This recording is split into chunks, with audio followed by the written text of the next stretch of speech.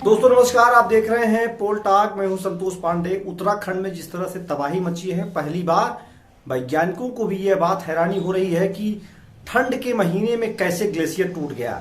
Glacier फटने की खबर जैसे ही आई, तमाम सारे सवाल होने लगे। बात यह भी हो रही है कि कम से कम 150 लोगों को ग्लेशियर ने बहा लिया है। वही माना जा रहा है कुछ 100 बरामद किए गए हैं, लेकिन प्रशासन की टीम मौजूद है।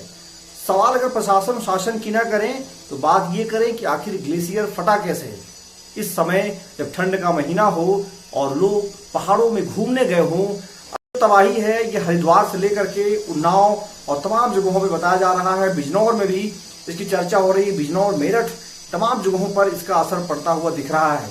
हालांकि प्रशासन इस मौके को पूरी तरह से गंभीरता से ले रहा है, क्योंकि हरिद्वार में कुंभ की तैयारी भी चल रही है और इस समय गंगा में लोगों की भीड़ है स्नान करने के लिए। तमाम सारी बातें हैं, लेकिन ग्लेशियर ठंड में टूटा है, ग्लेशियर ठंड में फटा है। चर्चा इसी बात की हो रही है कि ठंड के महीने में पहली बार ग्लेशियर फटा है। यहीं वैज्ञानिक भी हैरान हैं। लेकिन जिस तरह से खबर है उत्तराखंड से, ये काफी चिंताजनक है और माना जा रहा है कि इसकी तबाही, मलबे की तबाही जैसे जैसे आगे बढ़ेगा वो होता जाएगा।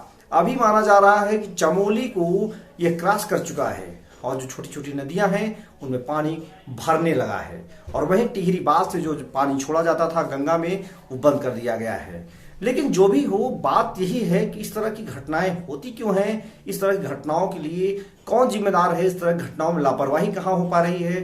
क्या सरकारी एजेंसियां, सरकारी तंत्र अलर्ट मोड पर नहीं रहते हैं। लेकिन जो भी हो कि ठंड के महीने में जब ग्लेशियर फटता है तो चिंता का विषय पूरी तरह से बन जाता है। कई सारे इलाकों में ग्लेशियर है, उनसे तबाही और परेशानी की चिंता लोगों को सताती है। लेकिन यह बात चर्चा में है कि आखिर ठंड के महीने में जब ग्लेशियर टूटा है या फटा है, इसका असर कहाँ तक होगा, ये देखने वाली बात है। लेकिन लगातार हम आपको अपडेट दे रहे हैं। चर्चा अभी यही है कि 150 लोग बच चुके हैं, लेकिन अभी 3 से 4 लोगों के मरने की बात हो रही है। चाहे जो भी हो, लेकिन उस इलाके की घटनाओं को लेकर के लोगों के मन में डर व्याप्त हो गया है। हालांकि शासन प्रशासन लगातार अपनी बातें कह रहा है। इसी तरीके से बद्रीनाथ में भी जब बवाल हुआ था, जब वहां पर नुकसान हुआ था, तो लोगों को अंदाजा नहीं था। केदारनाथ में भी इसी तरीके का हुआ है। तमाम सारी सी बातें हैं। केदारनाथ में जब तबाही आई थी तो उस दौरान भी इसी तरीके का हाल था। ऐसे में उत्तराखंड सरकार के लिए चुनौती है, यह गंभीर विषय है।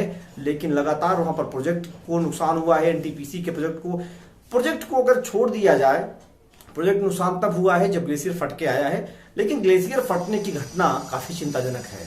ठंड के महीने में पहली बार ग्लेशियर फटा है और यहीं से लोगों के मन में एक शंका, एक चिंतन शुरू हो गया है। दरअसल लोगों को यह लगता था कि ठंड के महीने में ग्लेशियर नहीं फटेगा, नहीं पिघलेगा, लेकिन अब ठंड के महीने में भी यह खतरा हुई है। माना जा रहा है कि जमीन नीचे से धंसी है, इसलिए ग्लेशियर टूटा है। लेकिन अभी इसकी कोई घटना, कोई मामला, कोई इसका खास कारण सामने नहीं आया है। लगातार पोल टॉक पर हम अपडेट आपको देते रहेंगे। चैनल को देखने, सब्सक्राइब करना नहीं भूलिए। धन्यवाद। जय हिंद, जय भारत।